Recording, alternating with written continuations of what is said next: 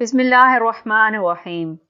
حضور اکرم صلی اللہ علیہ وسلم نے ایک ایسے معاشرے میں اپنے شباب کے شب و روز گزارے جو سماجی اور معاشرتی برائیوں کا مرکز بن چکا تھا اور جس میں بت پرستی، شراب نوشی، زناکاری، فحاشی اور جوئے بازی جیسے سارے عیب موجود تھے۔ جھوٹ، فریب اور بددیانتی کو جرم اور گناہ نہیں سمجھا جاتا تھا۔ ایسے معاشرے میں حضور اکرم صلی اللہ علیہ وسلم کا ایک متقی کی طرح زندگی کے 40 برس گزارنا انسانی تاریخ کا بے مثال واقعہ ہے۔ حضور اکرم صلی اللہ علیہ وسلم مکہ میں صادق اور امین کے طور پر معروف ہوئے۔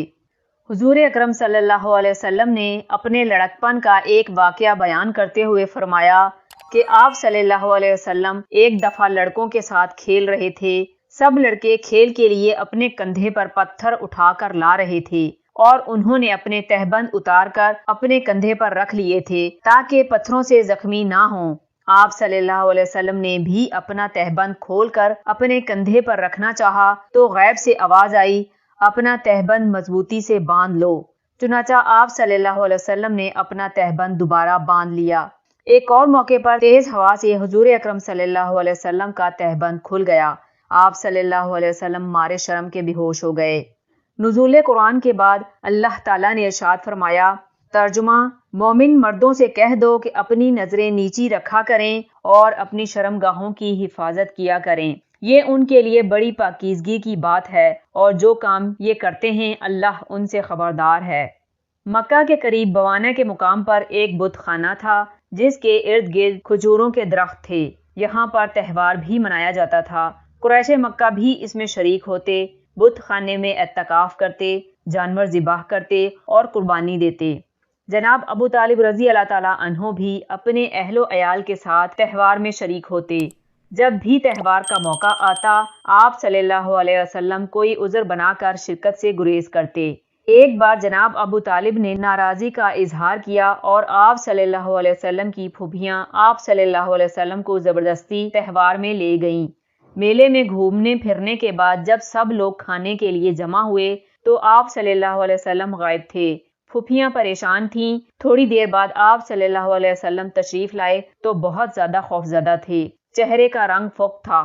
جب پھوپھیوں نے ماجرا پوچھا تو آپ صلی اللہ علیہ وسلم نے بتایا کہ جب وہ بت خانے کے اندر گئے تو گورے رنگ کے ایک آدمی نے چلا کر کہا، اے محمد، دور رہو، اسے مت چھونا۔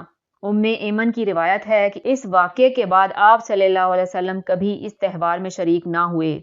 ایک دن جناب ابو طالب رضی اللہ تعالیٰ عنہ اور ابو لہب کے درمیان کسی بات پر جھگڑا ہو گیا۔ ابو لہب نے جناب ابو طالب کو نیچے گرا لیا اور ان کے سینے پر بیٹھ کر بے تحاشا مارنا شروع کر دیا۔ حضور اکرم صلی اللہ علیہ وسلم اپنے سرپرست کو بچانے کے لیے آگے بڑھے اور ابو لہب کو اس زور سے دھکا دیا کہ وہ نیچے گر گیا۔ جناب ابو طالب کو موقع مل گیا اور انہوں نے ابو لہب پر قابو پا لیا اور ان کے منہ پر زوردار تھپڑ مارے۔ ابو لہب نے چلا کر کہا، اے محمد، تم نے ابو طالب کی مدد کی، میں بھی چچا ہوں مگر میری مدد نہیں کی۔ اللہ کی قسم، میرے دل میں تمہارے لیے کبھی محبت نہیں ہوگی۔ حضور اکرم صلی اللہ علیہ وسلم خوبصورت نوجوان تھے۔ شانوں تک گرتے سیاہ بال، عرب رواج کے مطابق درمیان میں مانگ نکالتے، آنکھیں روشن اور چمکدار، تبسم فرماتے تو دانتوں کی سفیدی نمایاں ہوتی، گفتگو ٹھہر ٹھہر کر فرماتے، ہر لفظ ذہن میں اترتا چلا جاتا، الفاظ شمار کیے جا سکتے تھے۔ خوبصورت اس قدر کہ مکہ کے باسی آپ صلی اللہ علیہ وسلم کو نام کی بجائے الامین کہہ کر پکارتے۔ حضرت خدیجہ رضی اللہ تعالیٰ عنہ بنت خویلد مکہ کی مالدار خاتون تھیں۔ نیک سیرتی کی وجہ سے انہیں طاہرہ کا لقب دیا گیا۔ وہ بیوہ تھیں اور ان کے مرحوم شوہر سے 2 لڑکے تھے۔ مکہ کے رئیس ان سے شادی کے خواہشمند تھے مگر انہیں آپ صلی اللہ علیہ وسلم کی خوبصورتی اور خوب سیرتی نے متاثر کیا۔ آپ صلی اللہ علیہ وسلم حضرت خدیجہ کا مال تجارت لے کر دوسرے شہروں میں جاتے۔ ان کا غلام میسرہ حضرت خدیجہ رضی اللہ تعالیٰ عنہ کو آپ صلی اللہ علیہ وسلم کی دیانت اور نیک سیرتی کے بارے میں واقعات سناتا۔ حضرت خدیجہ رضی اللہ تعالیٰ عنہ نے پہلے اپنے غلام میسرہ اور بعد میں اپنی سہیلی نفیسہ کے ذریعے حضور اکرم صلی اللہ علیہ وسلم کو شادی کا پیغام بھیجا۔ یہ پیغام آپ صلی اللہ علیہ وسلم کے لیے حیران کن تھا کہ ایک مالدار اور معزز خاتون ایک یتیم اور مسکین سے شادی کرنے کے بارے میں سوچ سکتی ہے۔ آپ صلی اللہ علیہ وسلم نے حضرت خدیجہ سے ملاقات کی اور شادی کے بارے میں دریافت کیا۔ حضرت خدیجہ رضی اللہ تعالیٰ عنہ نے تصدیق کی کہ نفیسہ نے ان کی خواہش پر شادی کا پیغام دیا۔ اس وقت حضرت خدیجہ رضی اللہ تعالیٰ عنہ کی عمر 40 برس اور آپ صلی اللہ علیہ وسلم کی عمر 25 برس تھی۔ دونوں خاندانوں کی مرضی سے شادی کی تاریخ مقرر ہوئی۔ شادی کی تقریب میں جناب ابو طالب، امیر حمزہ اور دوسرے عزیز و اقارب شریک ہوئے۔ حضرت خدیجہ رضی اللہ تعالیٰ عنہ کے والد وفات پا چکے تھے۔ ان کے چچا عمرو بن اسد نے نکاح پڑھایا۔ رسم نکاح کے بعد جناب ابو طالب نے خطبہ نکاح پڑھا اور حضور اکرم صلی اللہ علیہ وسلم کی ستائش کرتے ہوئے کہا، آپ صلی اللہ علیہ وسلم کے کردار کا مقابلہ مکہ کا کوئی دوسرا نوجوان نہیں کر سکتا۔ اگرچہ آپ صلی اللہ علیہ وسلم مالدار نہیں، لیکن دولت تو آنے جانے والی چیز ہے۔ آپ صلی اللہ علیہ وسلم کے پاس پائیدار دولت ہے، یعنی امانت اور دیانت۔ اس موقع پر حضرت خدیجہ رضی اللہ تعالیٰ عنہ کے رشتہ دار عیسائی عالم ورقہ بن نوفل نے اٹھ کر تائید کی۔ اس وقت کی رسم کے مطابق 500 درہم حق مہر ادا کیے گئے۔ دوسرے روز آپ صلی اللہ علیہ وسلم نے ولیمے کی دعوت کی، جس میں قریش کے افراد شریک ہوئے۔ نفاذ اسلام کے بعد شادی کے لیے مرد اور عورت دونوں کی رضامندی لازم قرار دی گئی۔ حضرت مغیرہ بن شعبہ سے روایت ہے کہ انہوں نے ایک خاتون سے شادی کا ارادہ کیا تو رسول اللہ صلی اللہ علیہ وسلم نے پوچھا کہ کیا تم نے اس خاتون کو دیکھا ہے؟ تو انہوں نے عرض کیا کہ میں نے نہیں دیکھا۔ تو آپ صلی اللہ علیہ وسلم نے فرمایا، ایک نظر دیکھ لو، یہ اس مقصد کے لیے مفید ہوگا کہ تم دونوں میں الفت و محبت اور خوشگواری رہے۔ حضرت ابو ہریرہ رضی اللہ تعالیٰ عنہ سے روایت ہے کہ رسول اللہ صلی اللہ علیہ وسلم نے فرمایا کہ بیوہ عورت کا اس وقت تک نکاح نہ کیا جائے جب تک اس سے دریافت نہ کر لیا جائے، اور کماری لڑکی کا نکاح بھی اس کی اجازت کے بغیر نہ کیا جائے۔ صحابہ نے عرض کیا کہ اس کی اجازت کا کیا طریقہ ہوگا؟ آپ صلی اللہ علیہ وسلم نے فرمایا، دریافت کرنے پر لڑکی کا خاموش رہنا اس کی اجازت سمجھا جائے۔ ابو سلمہ سے روایت ہے کہ حضرت عائشہ رضی اللہ تعالیٰ عنہ سے دریافت کیا کہ خود رسول اللہ صلی اللہ علیہ وسلم کا مہر کتنا تھا، تو انہوں نے بتایا کہ آپ صلی اللہ علیہ وسلم نے اپنی ازواج مطہرات کے لیے 52.5 اوقیہ یعنی 500 درہم مقرر فرمایا۔ حضرت ابو ہریرہ رضی اللہ تعالیٰ عنہ سے روایت ہے کہ رسول اللہ صلی اللہ علیہ وسلم نے فرمایا کہ اس ولیمے کا کھانا برا کھانا ہوتا ہے جس میں صرف امیروں کو بلایا جائے اور حاجت مندوں غریبوں کو چھوڑ دیا جائے، اور جس نے دعوت کو قبول نہ کیا اس نے اللہ اور رسول صلی اللہ علیہ وسلم کے حکم کے خلاف کیا۔ حضور اکرم صلی اللہ علیہ وسلم کو اپنی پہلی زوجہ حضرت خدیجہ رضی اللہ تعالیٰ عنہ سے بہت محبت تھی۔ آپ صلی اللہ علیہ وسلم ان کے بارے میں کوئی ناگوار بات پسند نہیں فرماتے تھے۔ ان کے عزیزوں اور سہیلیوں کا خیال رکھتے تھے۔ بکری ذبح کرتے تو ان کے گھروں میں بھی گوشت بھیج دیتے۔ آپ صلی اللہ علیہ وسلم نے اپنی پہلی زوجہ کے ساتھ 25 سال گزارے، 15 سال نبوت سے پہلے اور 10 سال نبوت کے بعد، جو مشکلات اور مصائب کا دور تھا، جس میں حضرت خدیجہ رضی اللہ تعالیٰ عنہ نے بڑی ثابت قدمی کے ساتھ آپ صلی اللہ علیہ وسلم کا ساتھ دیا۔ حضور اکرم صلی اللہ علیہ وسلم کی حضرت خدیجہ سے محبت کا اندازہ حضرت عائشہ کی اس روایت سے ہوتا ہے۔ رسول اللہ صلی اللہ علیہ وسلم اکثر حضرت خدیجہ کی تعریف کرتے۔ ایک دن حضرت عائشہ نے کہا کہ وہ بوڑھی عورت تھیں، اللہ تعالیٰ نے آپ صلی اللہ علیہ وسلم کو ان سے بہت بہتر ازواج دی ہیں۔ آپ صلی اللہ علیہ وسلم یہ سن کر سخت ناراض ہوئے اور کہا کہ اللہ تعالیٰ نے حضرت خدیجہ سے بہتر کوئی زوجہ نہیں دی، وہ میرے ساتھ ایمان لائیں جبکہ دوسروں نے کفر کیا۔ انہوں نے میری تصدیق کی جب لوگوں نے مجھے جھٹلایا۔ انہوں نے اپنے مال سے میری دل جوئی کی، ان سے اللہ تعالیٰ نے مجھے اولاد دی جبکہ دوسری ازواج سے اولاد پیدا نہ ہوئی۔ حضرت خدیجہ رضی اللہ تعالیٰ عنہ سے اللہ تعالیٰ نے آپ صلی اللہ علیہ وسلم کو 6 بچے عطا فرمائے۔ بڑے صاحبزادے کا نام قاسم تھا، دوسرے صاحبزادے کا نام عبداللہ لقب طیب اور طاہر تھا۔ صاحبزادیوں کے نام حضرت زینب رضی اللہ تعالیٰ عنہ، حضرت رقیہ رضی اللہ تعالیٰ عنہ، حضرت ام کلثوم رضی اللہ تعالیٰ عنہ اور حضرت فاطمہ رضی اللہ تعالیٰ عنہ تھے۔ دونوں فرزند چھوٹی عمر میں ہی اللہ کو پیارے ہو گئے۔ حضرت خدیجہ رضی اللہ تعالیٰ عنہا لڑکے کی پیدائش پر 2 بکریوں اور لڑکی کے لیے 1 بکری عقیقہ کرتی۔ حضور اکرم صلی اللہ علیہ وسلم بچوں سے بہت پیار کرتے تھے اور ان کے ساتھ کھیلا بھی کرتے۔ حضور اکرم صلی اللہ علیہ وسلم نے اپنی بیٹی حضرت زینب رضی اللہ تعالیٰ عنہ کی شادی حضرت خدیجہ رضی اللہ تعالیٰ عنہ کی ہمشیرہ کے بیٹے ابو العاص بن ربیع سے کی۔ بی بی رقیہ اور ام کلثوم کا نکاح اپنے چچا ابو لہب کے بیٹوں عتبہ اور عتبہ سے کیا۔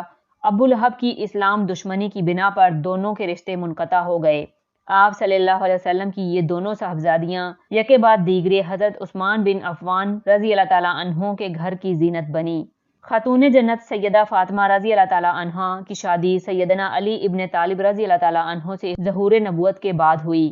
آپ صلی اللہ علیہ وسلم حضرت خدیجہ رضی اللہ تعالیٰ عنہ کا بہت خیال رکھتے اور ہر معاملے میں ان سے مشورہ کرتے تھے۔